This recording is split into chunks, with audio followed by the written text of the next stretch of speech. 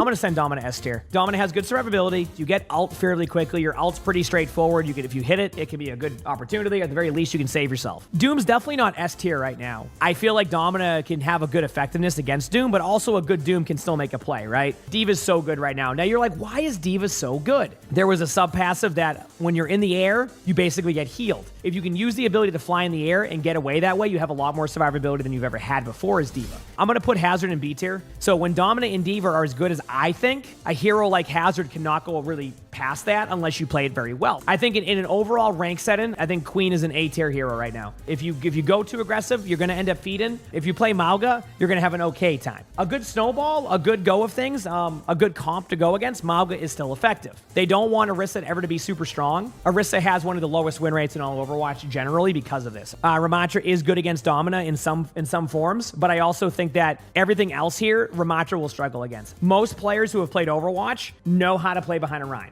Rein plays better because players play better with a Rein. It's so hard to go in depth on Roadhog. It's pretty much like, if you hit your hooks, you're going to do well. If you know how to heal yourself, you're going to do well. Have you played against Sebastian yet? When you play Domina, you can't do anything. Eventually, Sigma will become more of that poke tank again if they leave it as is. I'll put Winston at high B+ tier with the idea that a buff would put him into A+ or even S tier. Wrecking Ball can make plays happen, but I think Domina has actually made it a little bit harder for Wrecking Ball to get more value. I feel that the Zarya Vendetta strategy of just bubbling over and over again has basically made Zarya have constant energy.